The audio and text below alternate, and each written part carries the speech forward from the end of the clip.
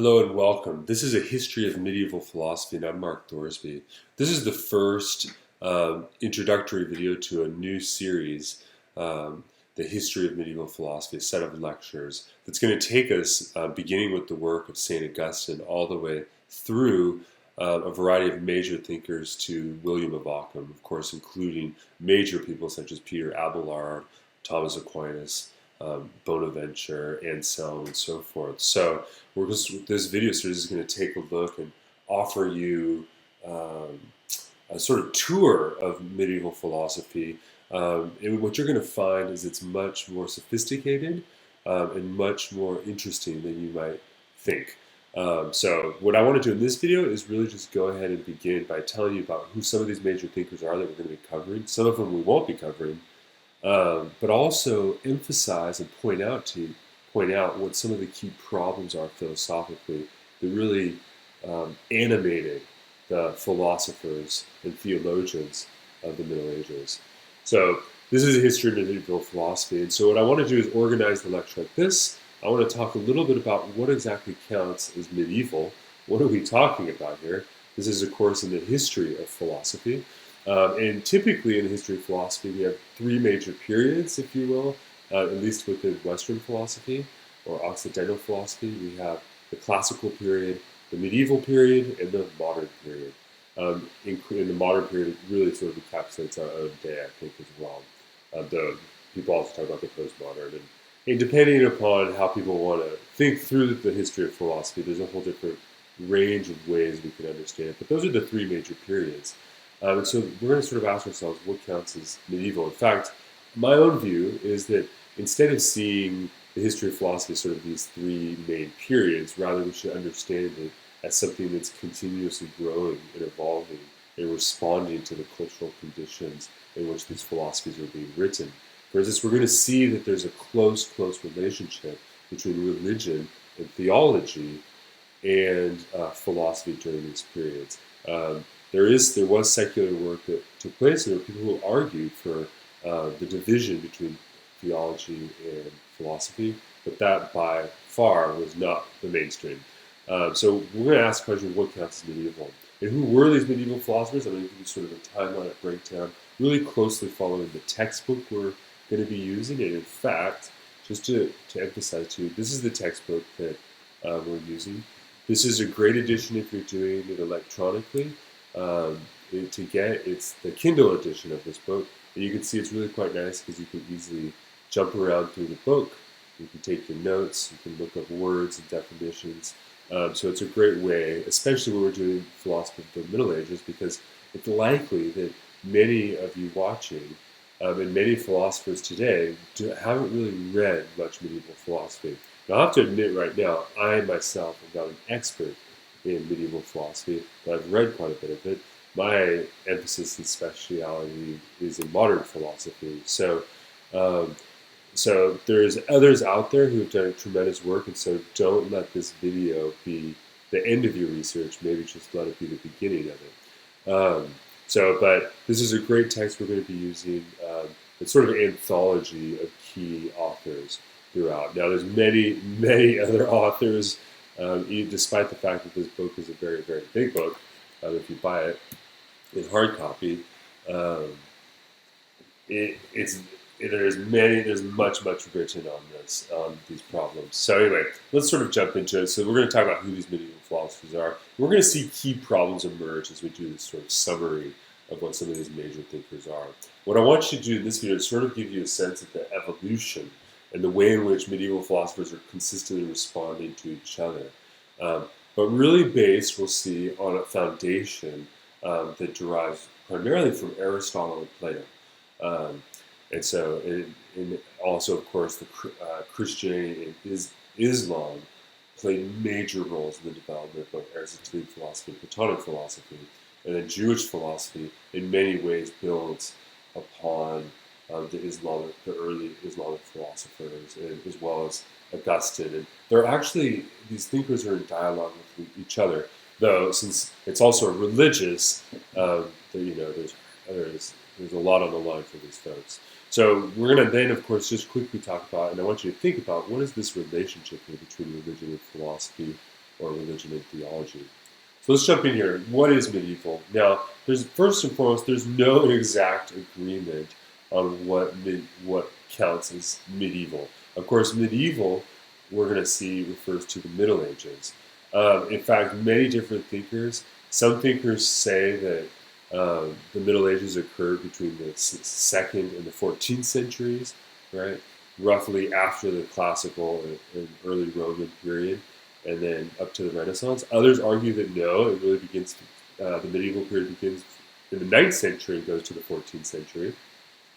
And then others argue no, it's really the 5th century to the 16th century. And in fact, there's other different designations, and there's others way of splicing it. So that's first and foremost that we should recognize, since we're doing philosophy here, is that this is a contrivance, right? This is a framework. The very way of articulating the subject as medieval itself reveals that we have an arbitrary framework that we're applying to it. Doesn't mean that there's not a way in which these philosophers really cluster together in terms of not only their chronology, in terms of their, but also in terms of their subject matter. But it is important to recognize that the history of philosophy here is being broken down into a sort of nominal categorization.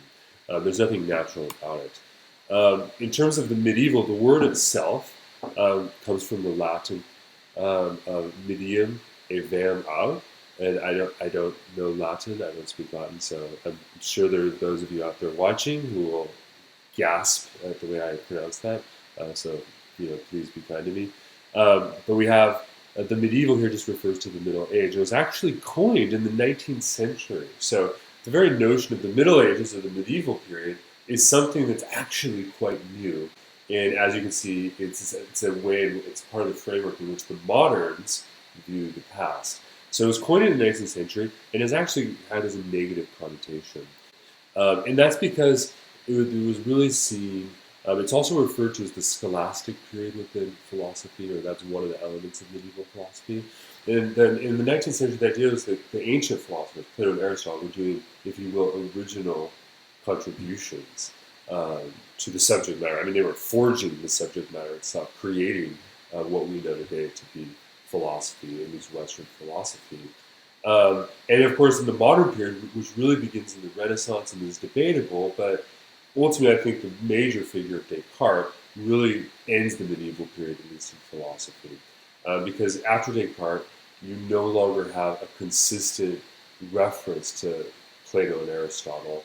In the approach and the method of philosophy no longer becomes scholastic, but instead a new sort of methodology takes hold of philosophy. And we see that with Descartes. And then that continues forward in such that in the modern period we see many, many original contributions in philosophy. Now, some of you who know medieval philosophy are going to be upset that I'm even saying that. And I can understand why, because the medieval philosophers did make original contributions. But medieval philosophy primarily is built in reference to either the work of Plato or Aristotle. In many ways, you can't fully understand or appreciate what the medieval philosophers are arguing unless you also are on board with specific ways of seeing the world in Aristotle's sense between form and matter, or in the Platonic sense. If you don't have those commitments, or those commitments are always in some way present within medieval philosophy. Of course, within medieval philosophy, there's also religious commitments at stake as well. And so that's what makes it distinctively different, because medieval philosophy is both theology as well as secularized philosophy that we see, for instance, in Plato and Aristotle, and that we also see them in the modern period. So when this term was coined, it was primarily negative. And I think we should recognize that means that to call something middle means it's just the in-between period. And I think that does a disservice for us as students in medieval philosophy, because medieval philosophy is not monolithic as such, right? We can break it down, for instance, in the way in which I'm going to follow the editors of our anthology here by articulating and seeing medieval philosophy is really broken down between three major traditions, and that's the Christian, the Islamic, and then the Jewish faiths, and the way those faiths interacted with the philosophical problems that philosophers were looking at. You might say you might say that philosophy, the history of philosophy is like a stream, and that these faith traditions, after the collapse of the Roman Empire, and after the collapse of civilization and the rise of feudalism, what we see is that the, the Christian faith, the Jewish faith, and the Islamic faith provide, as it were, a matrix through which philosophical work can continue to take place. And we can't. I'm not going to spend a lot of time on the history of the Middle Ages here, but it is extremely important that we also recognize that that collapse of the Roman Empire is absolutely central in terms of understanding why philosophy becomes religious in its expression within the Western and the Eastern world here, the Islamic world. So these just three major traditions, and we should recognize that they weren't opposed to each other, right? So the Christian thinkers were deeply indebted in the 12th century to the Islamic thinkers. The Jewish thinkers were indebted to the Islamic thinkers, and the Islamic thinkers were indebted to the Christian thinkers. And when I say indebted, what I mean is they were reading each other's work and responding to it, and building off it, agreeing and disagreeing. And so there was a very lively sort of thing going on. And in fact, in many ways, I think the Islamic tradition during the Middle Ages is the most fruitful and probably affords some of the most original contributions. Though we'll see that the two major figures in that I think in the medieval philosophy that I want you to take away here is going to actually be Augustine and the second is Aquinas, because in many ways they encapsulate all of the movements of the entire period, both in its early and in its later forms. So we've got these three major traditions. So I'm not going to talk a lot about these religions, but it would be helpful if you're not familiar with these religions to go on the Encyclopedia Britannica or find a book here and learn about these religions and learn about their histories in particular. That'll be helpful for you. So yeah, you can see here. Our approach, though, the way we're going to splice it up is we're just going to look at medieval philosophy is really beginning with Augustine and going to Occam. Now, strictly speaking, I would probably say that Augustine is not a medieval philosopher, but he is the first major philosopher to really build the foundation of medieval philosophy would be built upon, particularly within the Christian world. And he also represents Neoplatonism. And we're going to see that Plato and Aristotle, the early period of medieval philosophy is Neoplatonic, that is, philosophers reading from Plato, the new Plato school, and then there's the Aristotelian. And so Augustine, we're going to start with Augustine. So if Augustine isn't really a medieval philosopher, he's so important to medieval philosophy, we have to really begin with him. And then we're going to end with William of Ockham in feudal Europe, but what we're going to see is that William of Ockham starts to read like a modern philosopher. So we'll see this sort of transition from the classical period going forward. So who are these thinkers? And let's sort of jump into it. Here's a sort of timeline I've put together. Now the timeline, it's not really a timeline because it's really an organization of the way the book is organized. So what I want you to do is get this textbook, and then these videos will complement that textbook as you go through. What we can say is that roughly we're going to be looking at an early Christian philosopher, sort of beginning with Augustine, talking about particularly Anselm, Boethius, and Peter Abelard. We're also going to look at Islamic philosophy, and to be fair, when we look at Islamic philosophy, we're going to begin with Al-Farabi, and we're going to go to Averroes and Avicenna, who are the two biggest, but there's many other thinkers. But Islamic philosophy that we're covering actually spans from the early period to what we might consider to be the later period in the 14th century. We're also going to do the same thing by taking a look at some of the Jewish philosophers. In fact, we're not going to be covering all of these philosophers in the video series, but we will be talking about the sort of most important, the one I'm most familiar with here is Moses Maimonides. He's a really critical philosopher and really a towering figure in Jewish philosophy, at least in Jewish medieval philosophy. So we're going to be looking at that. And then finally we'll be looking at the late Christian and then the 14th century Latin philosophers. And those include Thomas Aquinas and Bonaventure, most importantly.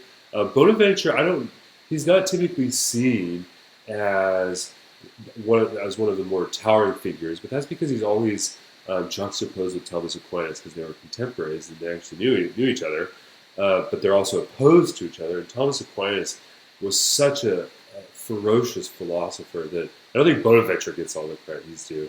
And then finally, we'll talk in the end here about William of Ockham and Duns Scotus. So that's sort of the sort of general timeline of medieval philosophy we're going to look at. These are just major figures in philosophy too. There are many, many other supporting characters that go along with these thinkers, and there's a lot to the history. And frankly, there's a lot to the history I don't know. And so I'm excited to see, as we go through this video series and these lectures, to see how I'm excited to learn more. And I've read most of these texts, but I haven't read them all either. So I'm really quite excited to teach this course for the first time. So let's sort of go through here. I'm just going to go quickly and maybe say a little bit about each of these thinkers. The first here is Augustine of Hippo. He was the bishop of Hippo.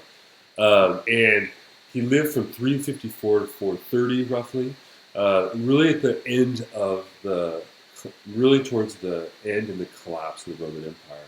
Augustine's also an African philosopher, which I think is awesome. So he actually was from Africa, but he lived in Italy for many years, or in Rome and so on and so forth. But then eventually he went back and became the bishop of Hippo. Now he's considered, and by the way, as we go through the video lectures and future videos, you'll see that we'll go into a lot more depth on this stuff. This is sort of just to give you, just to sort of key in on a couple key things for you. There's lots more to talk about. The key works that most people read of his is the Confessions, which is really a sort of biography that Augustine has, where he talks about how he grew up, how he learned, and he does philosophical contemplations about that biography, all the way up through his conversion experience and so forth. So that's how we know a lot about Augustine, is because he wrote the Confessions, actually.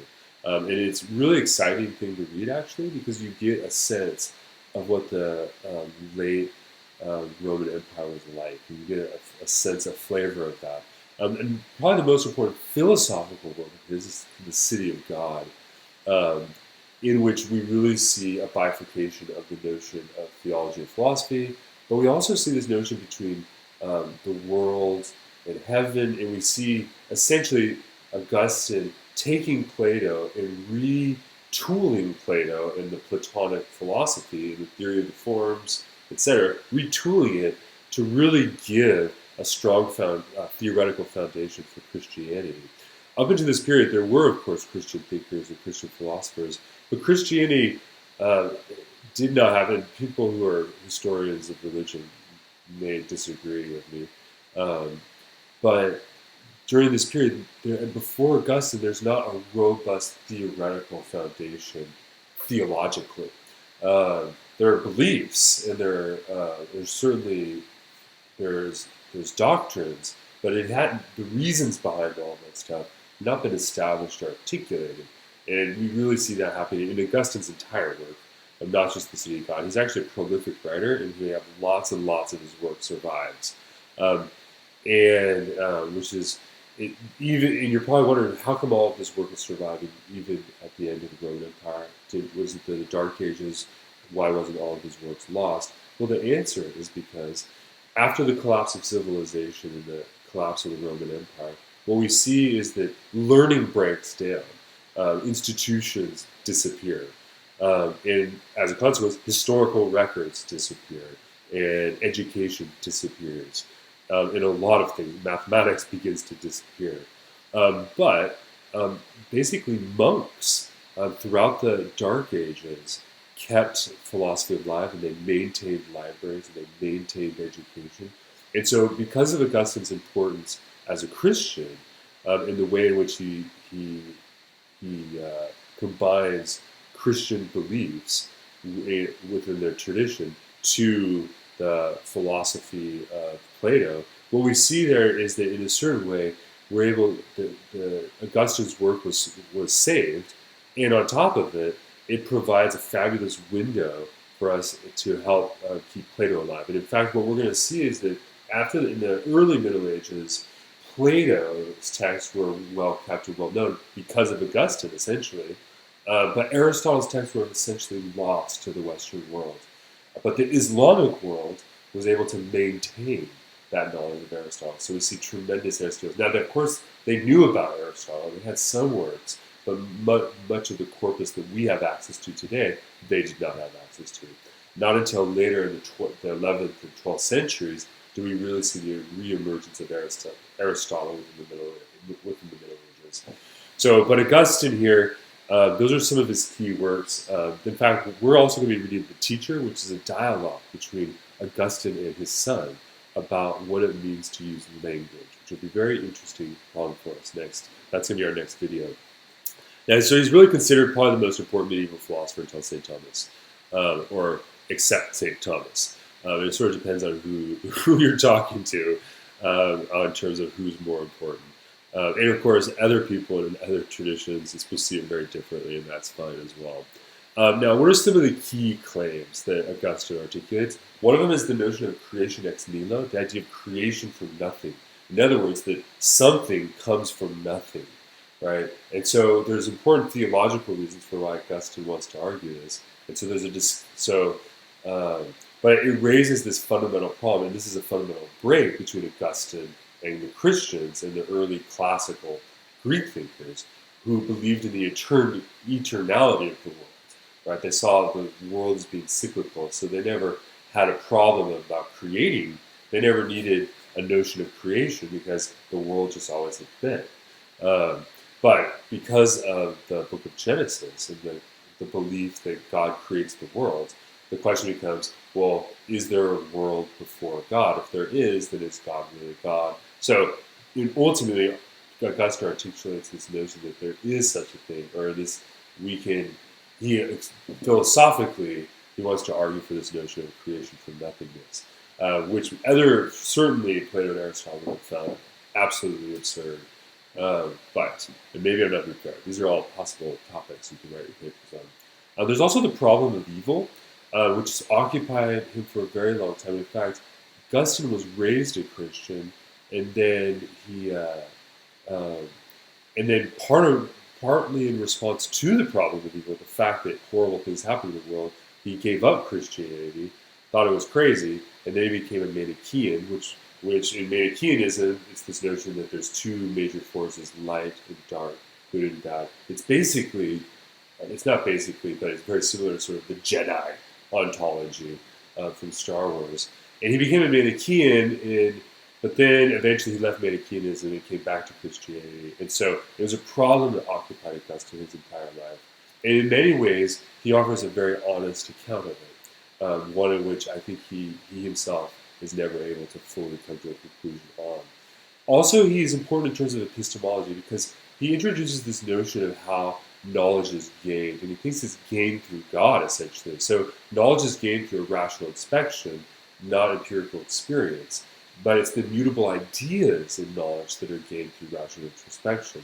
He was a defender against Manichaeanism at the end of his life. So he's against this idea that there's good and bad. So there has to only be good, in his view. So you can see there's the problem of, well, why are there bad things? His notion, though, is that ultimately what is truth is ultimately identified with God. And he has this theory of emanation about how ideas emanate downward. Now, the world for him is also arranged according to numbers. So Plato, if you'll recall, and you go back to my earlier video series on the history of classical philosophy and watch that if that'll help give you some background context. But Plato also argued that mathematics was absolutely essential because mathematics was one of the stages towards gaining knowledge of the forms. So it revealed the nature of being in the world, actually. So Augustine agrees with Plato here and wants to argue that yes, these ideas that the mind can rationally articulate are coming from God, the truth ultimately, but that the world is arranged according to number. And so as a consequence, there's mathematical works that survive within this period that maybe not have otherwise survived. There's also many theological doctrines he introduces, and so there's not a clean division between philosophy and theology for Augustine.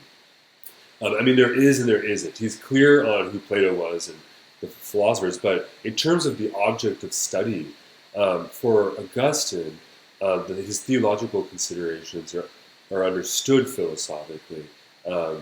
So So as a consequence, his metaphysical theory is also theological theory, and so he has theological doctrines that he actually pulls from earlier philosophers.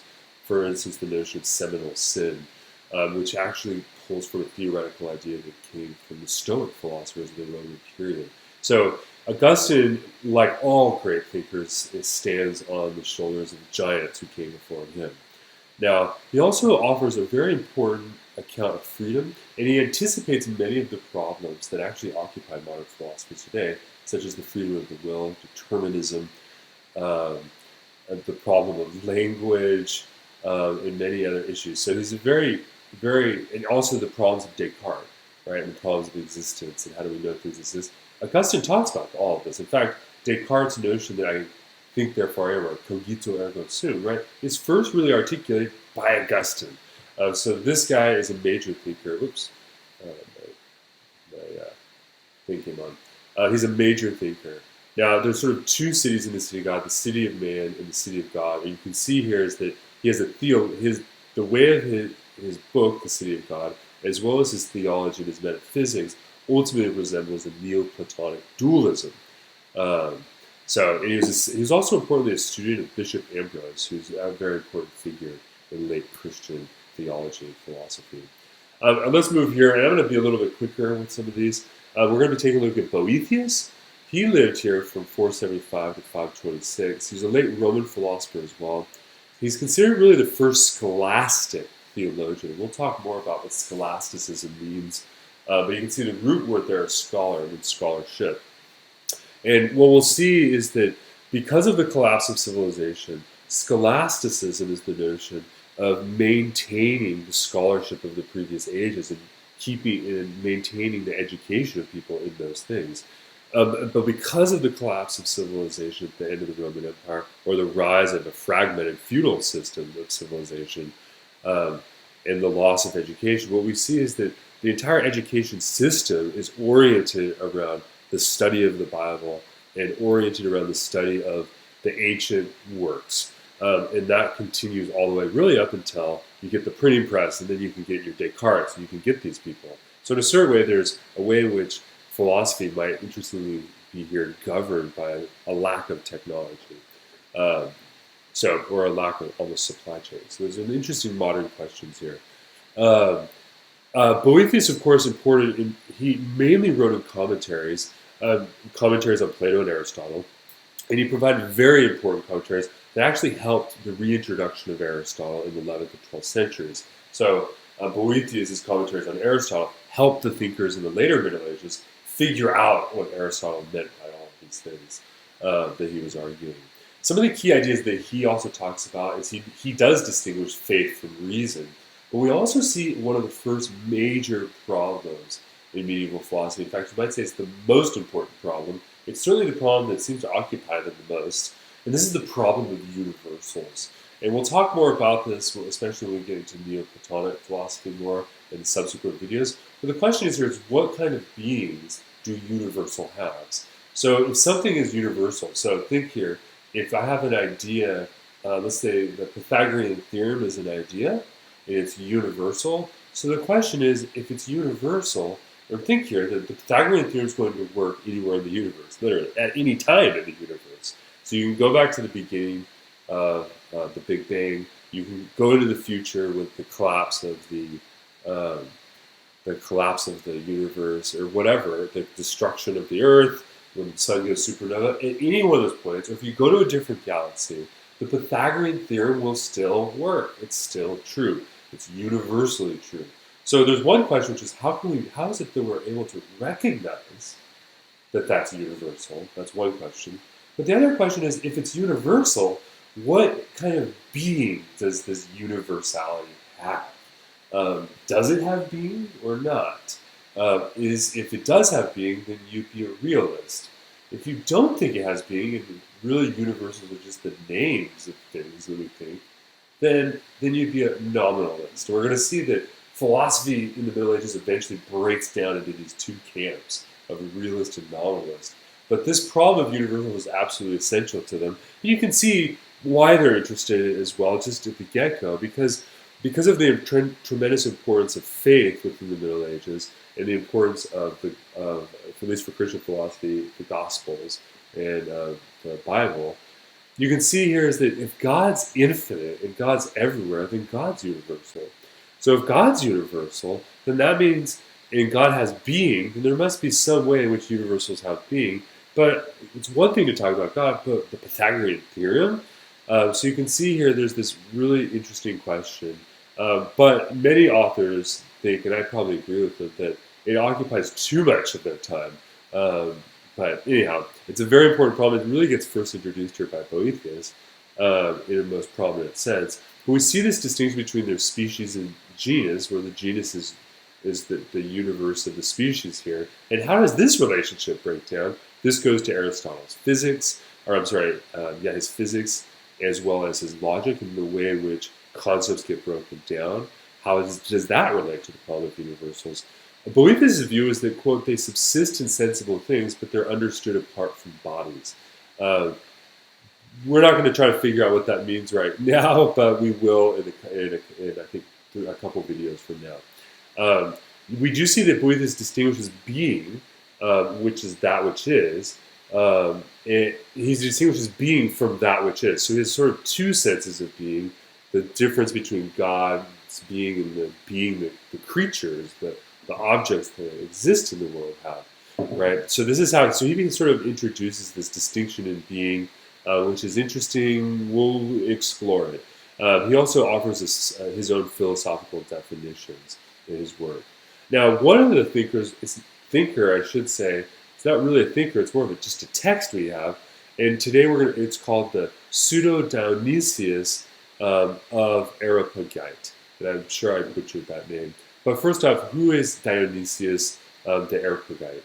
He was a person who was supposedly there when St. Paul went to Athens. So here you have to go to the book of Acts in the Bible, and there's a story in which Paul, the apostle, goes to Athens, and he goes on top of what's known today, or known as Mars Hill, and he gives a sermon to the Athenians about motives, about monotheism, and about believing in God. And Dionysius here was a person who supposedly was there and was converted that day. And there's this text that was attributed to him in the Middle Ages. So in the Middle Ages, in the late Middle Ages, this was believed to be an authentic document. We learned later, though, that it was actually written in the early 6th century, which means there's absolutely no way that this person in history ever wrote this text. But it is an important philosophical text, so we don't really know who wrote it. Theological mysticism is what it articulates, and this is the notion that God cannot be comprehended, and that instead there should be an emphasis on the transcendence of God. And this text will discuss the way in which the language of God can be understood. And here we see a very important distinction that we'll see come up again, particularly in the Islamic philosophers as well as in Aquinas, which is, how do we have knowledge of God's existence? There's either an affirmative way or there's a negative way. The affirmative way, the via affirmativa, is that notion that we can attribute positive characteristics to God. But on the other hand, since God is infinite and God can't be comprehended, that means that we can't really know God in a positive sense, which means that if we're going to talk about God in and of himself, or God in and of itself, then we can't actually know the intrinsic nature of God, but we can gain knowledge about that only by negation, by recognizing what God is not. So, for instance, if you say that God is loving, then you've attributed a positive characteristic of God. But that's not an intrinsic, or at least the way in which I made that statement wasn't meant to be, I wasn't understanding what God is intrinsically, but rather saying that one of the attributes, the characteristics of what God does, is that he loves. Versus saying that God is infinite. What does that mean? Well, it means that God has no boundary, right? But note to say that God has no boundary is to say something negative, right? So there's two ways in which knowledge of God can be articulated, and that's the negative or the affirmative way. And so we see this introduction of mysticism, which I personally am interested in. So it's not a major component, and he's not a major philosopher because it's not an authentic document, but it is an important document. Then we'll be taking a look at John Scotus here. He lived from the 800 to 877. He actually formed a metaphysical system that tried to fuse the Christian teachings with the Neoplatonic philosophy in a tighter way. We see Augustine pulling from he's a Neoplatonist, certainly, and we see him pulling from Platonic philosophy, but we see here John Scotus really trying to just meld the two together. He affirms Christian doctrines, but he also seems to emphasize a pantheistic view of God. Pantheism here is the notion that God is in all things. Pan means all, um, all, and then theism here means God, or theos means God, so it means God's in all things, or something like this. But of course, that's not what the classic Christian doctrine is, and certainly not what the doctrine was for the church when John Scotus was writing.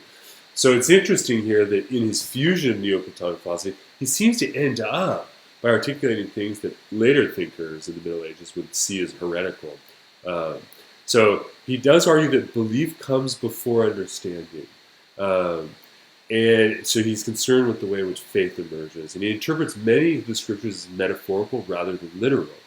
And he also has an interesting discussion about nature. So what is nature? Nature is either something that has being or reality. It, of course, includes God. So you can see here, whereas the earlier thinker we were mentioning tried to make a distinction between being, there's God's being, and then there's creatures being. Here, John Scotus seems to articulate, no, there's being, and that includes us and God. So being is the nature, then, is the totality of those things which are, as well as the totality of those things which are not. So it's the full, complete things, and that's what nature is. And so this is the notion of pantheism seems to come from this idea, this principle that Scotus establishes. God is said to be transcendent, but also the essence of things. So a measure of knowledge about God is possible through our knowledge of nature. And a key topic he discusses is predestination, which really occupies the minds of the early theologians of the modern period during the Renaissance. The next thing we're going to take a look at here is Anselm, who is the Bishop of Canterbury. He lived from 1033 to 1109. He actually really refused to say or argue anything that was inconsistent with Augustine. So with Anselm, you can see Anselm here is as an Augustinian, if you will. But he really is his own thinker and really offers some important original contributions to the history of philosophy. Right? One thing is that Anselm was always seeking to find the necessary reasons for things. So his view is that in our experience, we experience things as they are, but there are necessary reasons behind those. And so he was always seeking after those, obviously towards metaphysics and philosophy. And in Anselm, in fact, the way his genre here is he frequently does his philosophy in the form of prayer.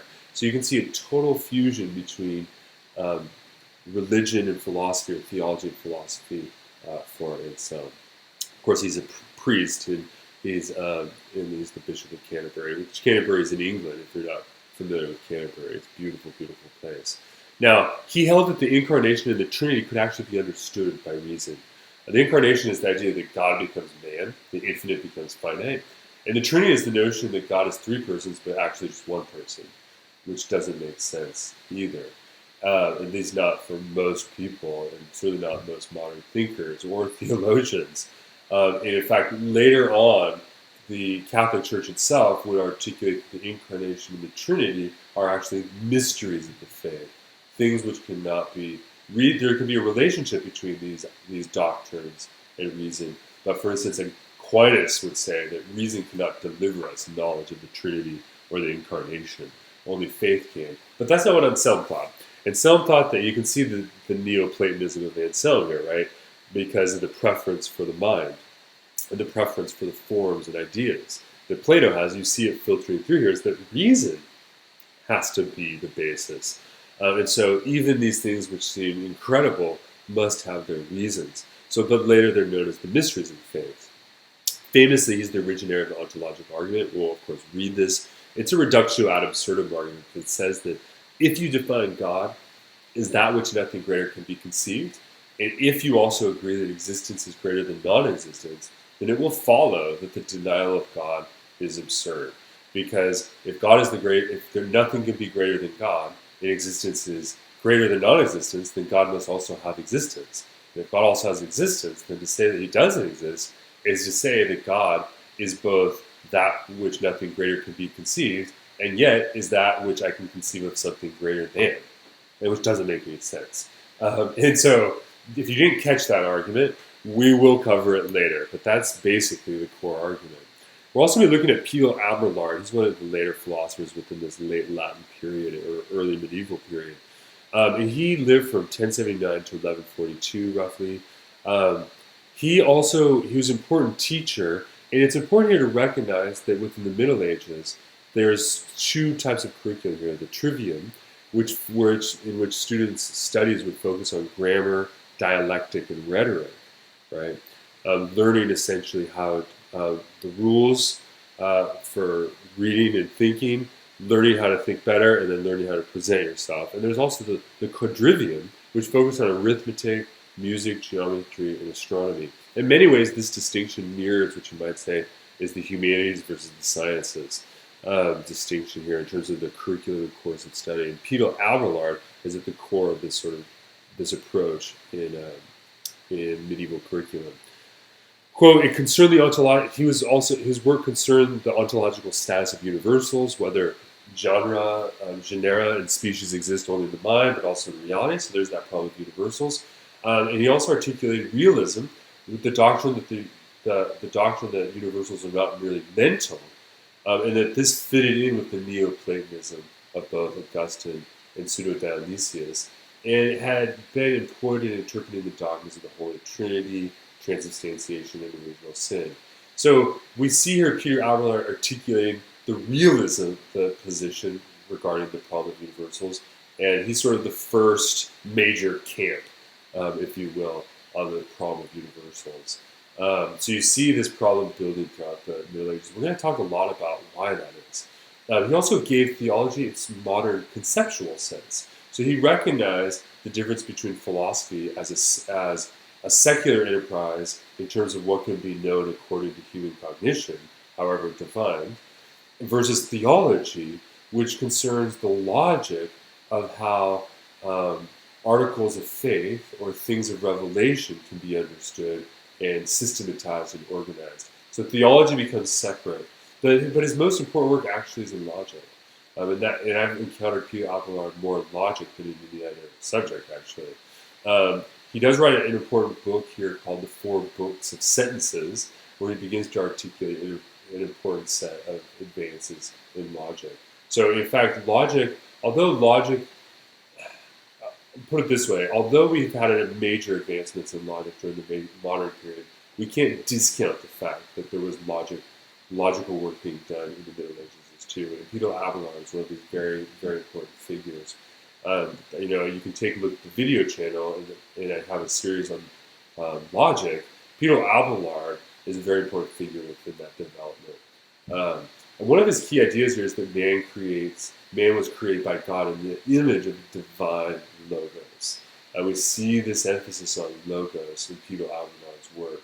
And we're going to talk a lot about that because that's an important Christian idea as well as an important Greek idea. The word is Greek, logos, but eventually the person of Jesus Christ within the Christian religion is actually referred to as the logos. And the Greeks also use the term logos to refer to the universality of reason. And so it's going to be very interesting to take a look at that and also those differences.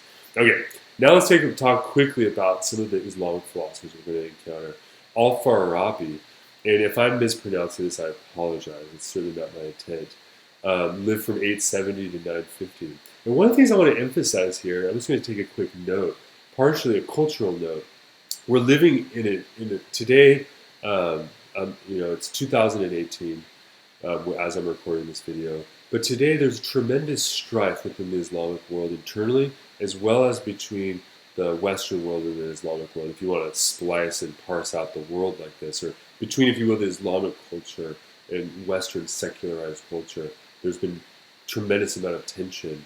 And at least within the Western world, I think that this has led to a false view of the importance and really the magnificence of Islamic culture, at least within the Western world. So I live in the United States, and I really don't think that most of my countrymen and women really have a good appreciation for Islamic culture, his Islamic religion, and also the tremendous advances. Because in the Middle Ages, as Europe was essentially in total freefall and collapse, what we see and superstition takes over. What we see in the Islamic world is advancements in science, right? We see hospitals opening, surgeries being performed, mathematics, astronomy, tremendous amount of amazing work was going on. Sadly, today, Baghdad has become really a focal point of violence and really tragedy. But Baghdad, in this period, the period of Al-Farabi and these philosophers, is an amazing metropolis and probably the most advanced place in the world, the most advanced city in the world. So hopefully, as you study Islamic philosophy in the Middle Ages, you'll start to gain this greater appreciation for Islamic philosophy or discover it for the first time. It's really rich and a beautiful thing. But let's talk. He's the first major Islamic philosopher, and he advocates Aristotelianism. Remember, I mentioned we see Neoplatonism in the Christian world, and in the Islamic world, we really see Aristotelianism emerge. And Al-Farabi wrote many commentaries on Aristotle, which would become very important for other Christian thinkers later. In order for them to understand Aristotle, they would read Al-Farabi. He was praised for his work on logic, so there's tremendous advancements in this period in logic and science and mathematics. Keep in mind here, what kind of numbers do we use for our own mathematics? Notice we use I want to say the Arabic numerals, but that's not the right word, so my apologies. But we use the notation system that was developed in the Islamic world, not the Western world. We don't use Roman numerals to do mathematics. But he was praised for his work on logic. And his most distinctive contribution to Islamic philosophy was really his political thought and his political philosophy, and we'll be reading that. He argued for the essential unity of Plato and Aristotle. So his view wasn't that Plato was thought one thing, and Aristotle thought another, but really that they both thought the same thing, but articulated from two different perspectives. And he focused on logic, natural philosophy, and ethics in Aristotle, but his political work really is derived from Plato's reflections. And the metaphysics of his is where we see Aristotle as well as Plato being fused together. God, for Al-Farabi, is identical with the Neoplatonic one, the most important supreme of the forms. And Al-Farabi develops this doctrine of emanation, where God contemplates himself, and from this contemplation there arises intellect. And further forms of emanation actually continue outward and eventually include the celestial sphere. So Al-Farabi has this notion that in God's contemplation of himself, oneness is one, which notice the emphasis of one God in the Islamic faith here. You can see how an Islamic thinker would be able to articulate it in this way, or begin to see it this way, that from God's contemplation, God's singular contemplation of his singularness, arises creation, and ultimately arises this notion of agent intellect that governs the astronomical bodies. And this notion of agent intellect will be discussed throughout the entire period. And man is a social animal, inevitably out of all that emanation, but that man attains his happiness within the state, right? And notice here that within the Islamic empire of this period, the politics and the religion are fused. They're the same. There's no difference here, and you can see Al-Farabi is a major figure who ultimately builds upon and helps us understand that. The next person here is Ibn Sina. In the Latin, the Christian thinkers would refer to him as Avicenna. And so most of the literature in the Middle Ages will actually use the term Avicenna, so that's what I'm familiar with. But he was an Islamic philosopher, and that was his Latin name. He lived from 980 to 1037. He's probably the most important Aristotelian Islamic philosopher. So Al-Farabi is important in terms of his fusion of Aristotle, his introduction to Aristotle to Islamic thought. But here we see Avicenna really going the mile. In fact, Thomas Aquinas frequently quotes Avicenna because he's such a brilliant thinker and interpreter of Aristotle.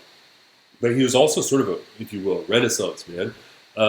because he was a physician, he was a scientist, he was a public figure, he was a philosopher. So he was really one of these amazing figures that in his own life he maybe wasn't known for his philosophy as well as he was known for other things. But certainly his impact on philosophy and his impact on education throughout the Middle Ages cannot be cannot be overemphasized. And what we should say is that in the Christian world, these thinkers weren't known until really the 11th and 12th centuries. So this work is happening independently of the Christian world. Though of course they know of each other and they know what's going on, but they have different access to different texts as a consequence. He tended to focus on problems of nature and mysticism. But he ultimately is heavily criticized by later Islamic thinkers, and in fact even referred to as a heretic. Right? Some of the reasons he was criticized because, one, he argued for beliefs that were actually incompatible with Islam, but philosophically they seemed like the correct conclusions. So he would frequently have, incompatible conclusions to Islamic doctrine. He's also seen to be criticized for potentially surrendering his theology to crucial philosophical points. So it's interesting. You have to also take a look at the history of the Islamic Empire. And there's periods of greater and lesser secularism. And so when he was writing into this greater period of secularism, and later he'd be heavily criticized. He was well known in the Christian world, as I mentioned. Quote, being is the first concept acquired by the mind of his, and though the world provides a clue to it, introspection is quite adequate for its discovery. So he has this emphasis on reason, so it's very important. Famously he introduced this notion of the flying man idea, in order to argue that being is the first principle of all things, right? And he says, imagine there's a person who's flying, and their arms are separated, they can't touch themselves, and they can't move. And basically, he's giving the example of what we would say is someone who has total sensory deprivation. They can't see, they can't smell, they can't touch anything. And Avicenna says they would still know they exist. So therefore, the knowledge of being is something which is immediate to us as beings, and we don't need a notion prior to it. So this is a key concept of his that we're going to talk a lot about.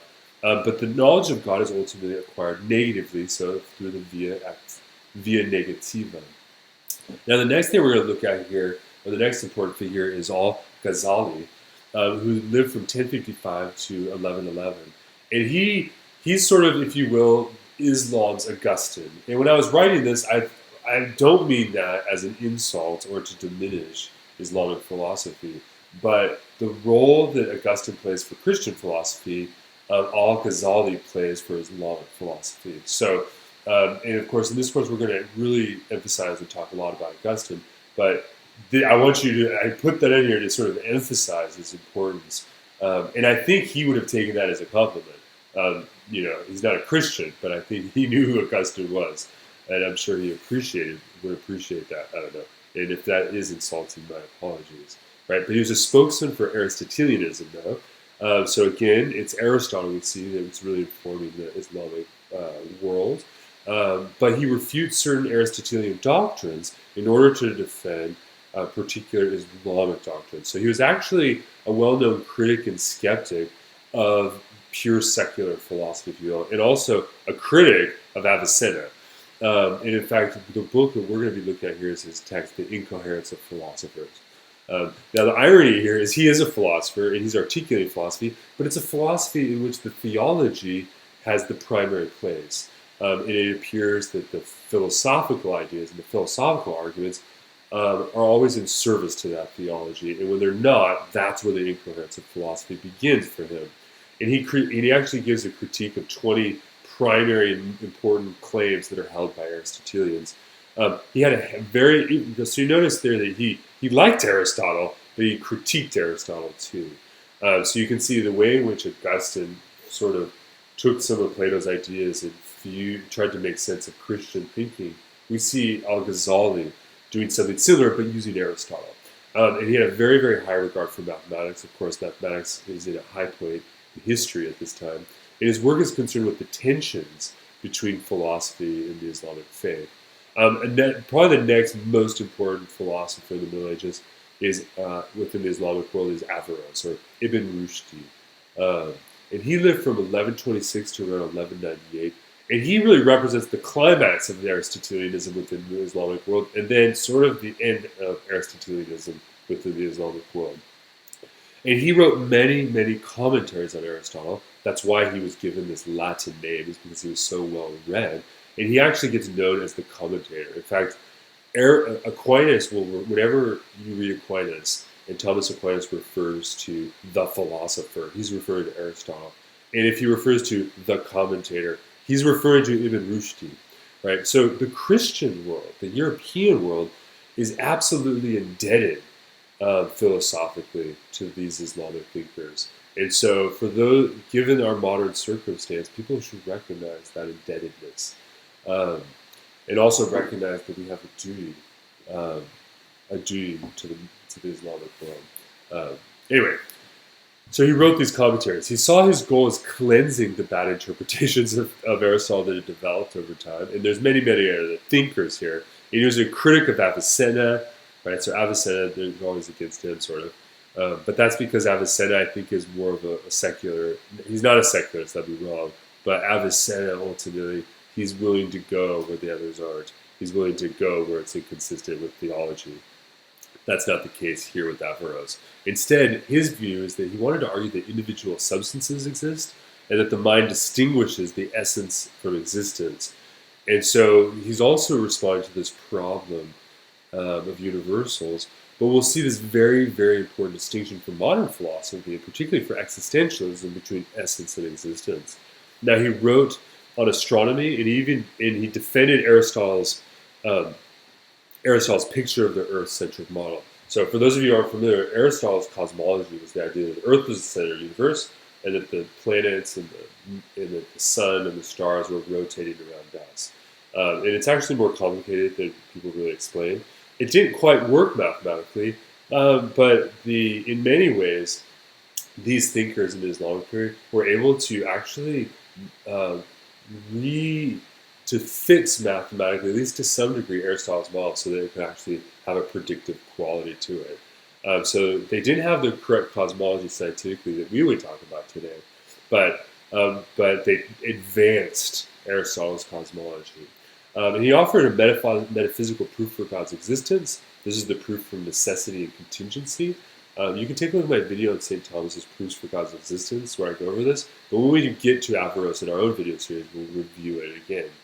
He understood that God's providence is actually this notion of divine intellect. And so there's reason. We know it looks like the world operates according to reason. And that's because it's governed by this divine intellect. And so he understands God's providence, God's power over the world in this way. And he composed many works, actually including one on medicine, so he's a prolific writer. And he actually, in his life, even though he was Islamic, you have to remember the Islamic Empire extended all the way to Spain, so he actually lived in Cordova and Sevilla. So he's a Spanish thinker. So another thinker here is talking about the Jewish philosophers of Sadia. And Sadia, now we're talking about the Jewish philosophers. In many ways, Jewish philosophy in the Middle Ages builds upon Islamic philosophy more so than the Christian thinkers.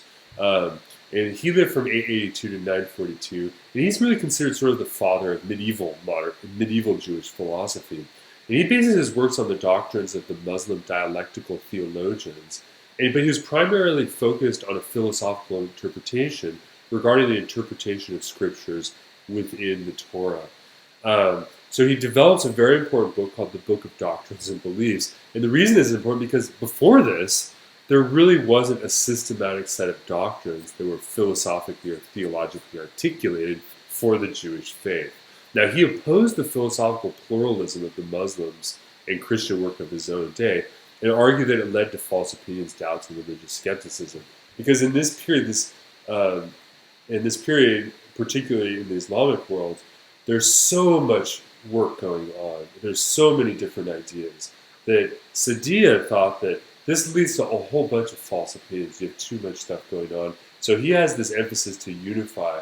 No, but not to unify Islamic thought, but to take those insights of Islamic philosophy and unify them into a set of doctrines for the Jewish faith. Now, his work is therefore structured as a sort of refuting skepticism. And he actually articulates 4 proofs for the creation of the world by God. Now, another thinker we're going to take a look at here is Solomon in Gabirol. Gabirol. No, I'm saying that wrong, so my apologies. He lived from 1022 to 1051, and he actually was a Neoplatonist. So he doesn't follow along with Aristotle here. He's really a pure philosopher, and he's not just a theologian, because he actually articulates a complete metaphysical or ontological system. And he has this notion of the fountain of life, which is an account of matter and form, which does have some resemblance to Aristotle and Plato, but he's a Neoplatonist. Now, his ultimate principle is that God is the first essence. Now, and that only from the divine will of this first essence do these other substances get their matter and form. So, in the highest principle within the world are universal matter and universal form. Now, in his own life, he was actually more well known and celebrated for his poetry than his philosophy. But he's a really interesting thinker and really represents a really not so much a theological approach to these metaphysical questions, but really a philosophical through and through approach. But probably the most important figure, the one I'm most familiar with here, is Moses Maimonides. And he lived from 1135 to 1204, and his most important work is the Guide of the Perplexed. And here he follows the teachings of Aristotle, but his work is heavily influenced by Al-Farabi as well as Avicenna. Now, he didn't write on Aristotle as such, but rather sought to apply Aristotle to the teachings of the Jewish tradition. And he used what he called the method of indirection. And we're going to see this, and this is why it's known as the Guide of the Perplexed, where the guide was written for only qualified students, so he didn't believe that you should necessarily teach all of this philosophy to any person within the religion, but only to people who are really qualified to understand what's being articulated. Which Plato and Aristotle would have agreed with something like that, most likely, as well. Where before you can really study philosophy, you have to have some baseline education. And so you have to have the right students, at least for Maimonides. And so he uses this method. It's very interesting. And he's really the first Jewish thinker to establish the full set of doctrinal beliefs that Jews should believe. And so he's really central there. Really builds off previous work, but really establishes today what's still considered very much, I think, canonical. For instance, these principles that he articulates, these are the principles for the Jewish faith. He articulates that there's a God, that God has unity, God is incorporeal, God's eternal, God is the only thing that should be worshipped. There's prophecy, and there's the superiority of Moses' prophecy to that of the other prophets. There's the divine origin of the Torah, the eternity of the Torah, God's knowledge of human deeds, there's the notion of reward and punishment, and then there's the notion of the days of the Messiah and the resurrection of the dead. And these stipulate the primary principles of the Jewish faith from Maimonides forward, at least in the scholastic tradition. Another thinker here, Jewish thinker, is Levi ben Gershom. And he lived from 1288 to 1344. And here we see, this is when we see that Jewish philosophy really shifts from the Islamic empire back to the Christian world. And this is because it's during the 12th century that the major universities emerged within Europe.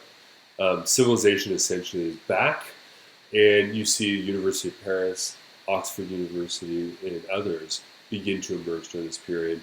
And you also see the Islamic empire by this period is sort of past its heyday. It's no longer in the golden era that it once was. It's not to say that there wasn't good work being done, but we see this sort of shift from Jewish philosophy to a Christian context.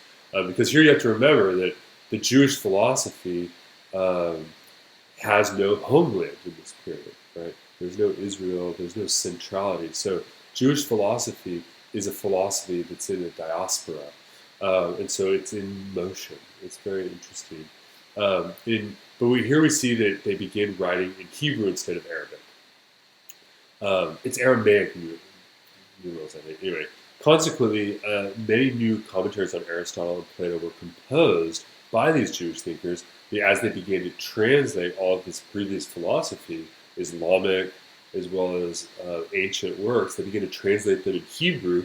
So suddenly, we see a reemergence of Aristotelianism after Maimonides. a key work here of his is The War of the Lord, and he begins to employ a scholastic method. And we'll talk about what scholasticism is really, because scholasticism really emerges in this period in a way that wasn't there previously, and that's because it has to do with the curriculum of the university system and also the system that they create. Now, the goal of life, according to him, is the acquisition of intellectual virtues. But he addresses many topics. 6 of these main topics is the immortality of the soul, the prediction of the future in dreams, divine knowledge of particulars, divine providence, celestial bodies, and the idea of creation. So another thinker here that we're going to talk about, another Jewish thinker, is Hasdai Kreskas. And he lived, or we have documented his from around 1412. But after Maimonides, Aristotle begins to spread through the Jewish intellectual world, because remember, the Christian world is also doing the same thing. They have all these texts they're translating and all these commentaries from the Islamic world about Aristotle that they're reading in the 12th century. Now, in 1412, all of that work is done, and you really have Aristotelianism as the primary philosophy. Now, Hasdai, he's a critic of the philosophers, though, and he writes what's known as the Light of the World, and he includes actually many arguments against Aristotle. And he presents his own set of doctrinal beliefs that are actually different from Maimonides. And he develops arguments regarding the metaphysics of space itself and place. So it's very interesting. He argues for the actuality of infinity in existence. So in this thinker, he's almost a Renaissance thinker for Jewish philosophy. But what he begins to articulate is really a rebuke against scholasticism and towards something different. Now, this brings us to sort of late Christian philosophy and Bonaventure. So this is, again, sort of where does the Christian world come in after the 1200s? In 1217 to 1274, we see Bonaventure. And Saint Bonaventure, he's a Franciscan monk and priest. And we see his philosophy really emphasizes love, so he's known as the theologian of love. But in his view, he's caught between, on the one hand, as a Franciscan, the order of church, so the Catholic Church has orders that priests join. They sort of kind of, where they emphasize different things, have different rites and traditions. The Franciscan order emphasized simplistic poverty rather than intellectual scholasticism. But Bonaventure here is a Franciscan, but is also an intellectual giant. So he sort of represents this tension within the Catholic faith between this life of simplistic poverty and the intellectual world of the Catholic faith. You can sort of see that today between the difference between Pope Francis, and then Pope John Paul II. On the one hand, Pope John Paul II really emphasized the intellectual emphasis. Francis, as a Franciscan, actually, I don't know if he's a Franciscan. I don't think he is, actually, but Francis emphasized the notion of poverty and simple love. So it's interesting. I think in many ways you might be interested to look at how Pope Francis today is related to Bonaventure's philosophy. Now, there's a question, though, and he's sort of opposed to Aquinas, we'll see. He's difficult to classify, though, as a philosopher. Maybe he's following an Augustine, or maybe he's just picking where he wants. He seems to be really sort of an original thinker, actually. But obviously he falls out of Augustine's work, but he's not fully on board. He opposed Aristotelianism, though, and he actually opposed Aquinas. Aquinas actually really brings Aristotle's philosophy into full fusion with the Catholic faith and within Christian theology. Bonaventure advocated what he called exemplarism. And this is something like the Christian version of Plato's theory of the forms. He develops a theory of knowledge called illumination theory, and he sought to orient philosophy towards theology, and then to orient theology towards mysticism. So we have these interesting relationships going on. Also, there's Siger of Brabant from 1240 to 1284, and unlike Aquinas, who would seek to harmonize Christianity and Aristotle, Siger of Brabant sought to interpret Aristotle in a purely philosophical fashion. So we see here the emergence, finally, in the medieval world where you have thinkers who are articulate a fully sort of secularized interpretation of Aristotle. He taught at the University of Paris. He taught the notion that the reason leads us to the conclusion that there's the eternality of the world, that there's the unity between passive and active intellect. This is something to do with Aristotle's philosophy. The notion of collective immortality, determinism, and the absence of free will in human beings, all of these opposed Christian doctrine. But he argued them nevertheless. And he allowed the conflict between secular philosophy and religious teachings to go. He didn't think you had to resolve the two together. So we see the emergence more of a sort of modern secular tradition and its divergence from a Christian theological philosophical tradition. Now Aquinas is the towering figure above all of the Middle Ages, or at least I think so. And he lived from 1225 to 1274. And he is this amazing prolific author who wrote so much, on so many topics. But he was considered really the most important of the medieval Christian philosophers. He sought to harmonize the teachings of Aristotle with Scripture and with Augustine. His primary work is the Summa Theologica, which is actually a manual for Christians. It's huge, and it's written in the form of disputations. And disputations is this very particular genre that really emphasizes argumentation and reasoning, and really does not emphasize emotional rhetoric at all. And it's actually, disputation was a method they used to teach their students. And it had a lot to do with memorization and oral conversation skills and things like this. And we'll talk about that when we get there. But the entire Summa is written in this format. So it leads to a really, basically for every claim that Aquinas makes in the Summa, he gives multiple arguments for it, and they're laid out succinctly and clearly. So it's a really amazing set of work that Aquinas developed. He argued for a distinction between philosophy and theology, though. So he thought that there is a difference here. So he thought that reason got us so far, but that once we had the articles of faith, that gives us further. So, and he thought you can distinguish the two. It's not the same subject, and there's value from natural philosophy that's different than the value of theology. The central concept in his work is this notion of being, and we'll talk about that when we go through his work. But he argued that natural philosophy can lead to a natural knowledge of God, but he denied, for instance, the ontological argument of Anselm. And so he's also in a constant dialogue with the earlier thinkers of the Catholic faith and the earlier Christian thinkers.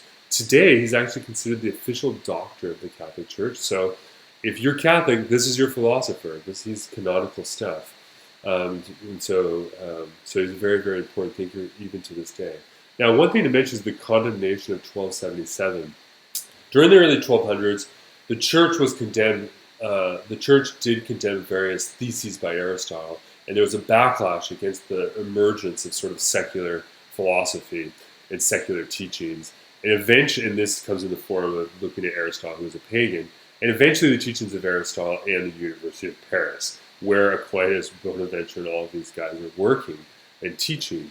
In 1277, the Bishop Tempierre condemned 219 propositions that came from Aristotle, and they were forbidden to teach those propositions. And this actually included elements of Aquinas' own work. So even though Aquinas is the official doctor and philosopher of the Catholic Church, his own work itself was also censored during this period. And this is really important to the period because it also represents it's significant philosophically as well as historically. Now, in really late thinkers here, we get John Duns Scotus. He lived from 1265 to around 1308. And here we see, again, the problem of realism, the problem of universals reemerge. And Scotus is considered a realist, so for him, universals are real things in existence. But by the later Reformation, nominalism would take hold, and Duns Scotus would actually become a negative term. In fact, you can see he's wearing this little hat. You've maybe heard of the notion of a dunce cap, or a dunce. It comes from this guy, actually. It's not really fair to him, because in his own lifetime, he was known as an intellectual giant and a well-known philosopher and thinker and theologian. But I think it was about 10 years after his death, there was a person, I forgot what it was, but there was a person who famously committed a crime, but used Duns Scotus's philosophy as his defense against this crime. And then those people became known as dunces, and so eventually just took on this really negative term. So ironically, Duns Scotus here, today it continues to this day that his name is basically a derogatory term. And that's really too bad. But you can see he here is wearing the hat himself.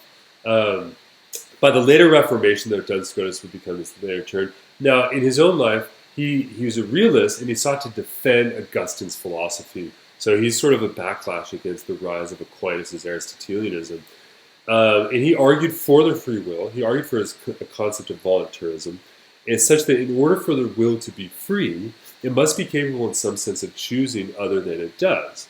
And the act of the will must not be determined by the intellect. Therefore, nature and will are two different things. And so he tries to articulate a philosophy to make sense of the notion and the argument that there's free will. Which, again, remember, that's a big topic for Augustine. Now, the final philosopher here, we're going to end our tour here in just a moment, is William of Ockham. And he lived from 1287 to 1347, and he was a nominalist. And so nominalism, again, is the idea that only the name is that which is common among many particulars. There is no real universal. So when I say that all trees need sunlight, right, I'm making a universal claim there. But that claim doesn't actually refer to anything real. There's only particulars. And I'm just naming the confluence of particulars. And his notion, the idea is you have to refuse to multiply entities for the sake of multiplying them.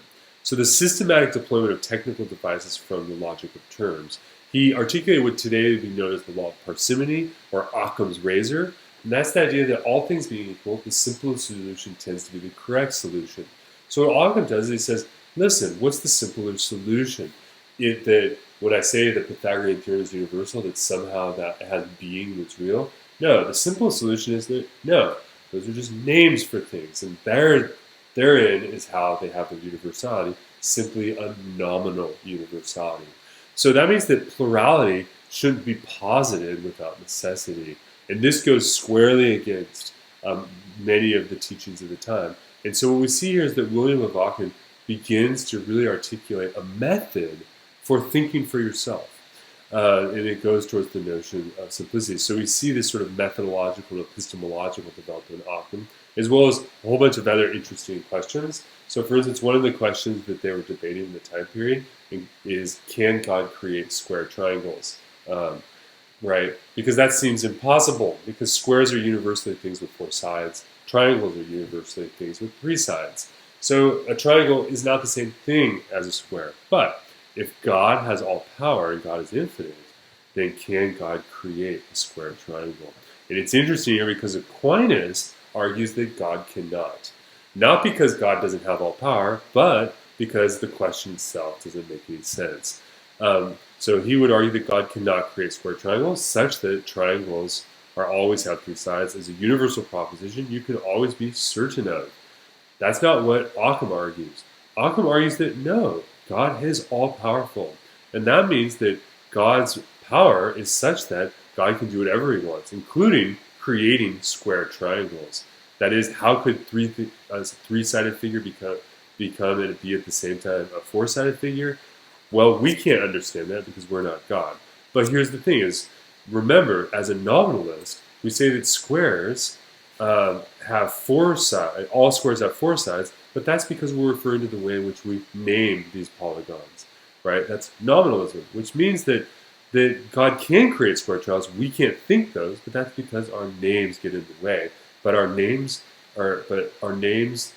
we have for things are not universal, whereas God is. So William of Ockham sort of really has this sort of turns the table on Aquinas in that argument. So there's a whole bunch of interesting puzzles that emerge philosophically as a consequence. Okay, so what are some of the key problems we've seen that really that we're going to want to pay attention to and really take note of in the next couple of lectures on the history of medieval philosophy? Is one, we're going to really want to emphasize and notice that the unification of Aristotle and Plato into the religious traditions of Christianity, Islam, and Judaism is really a central question and a central problem, if you will, a central task of these thinkers. The second thing is we're going to see the problem of universals.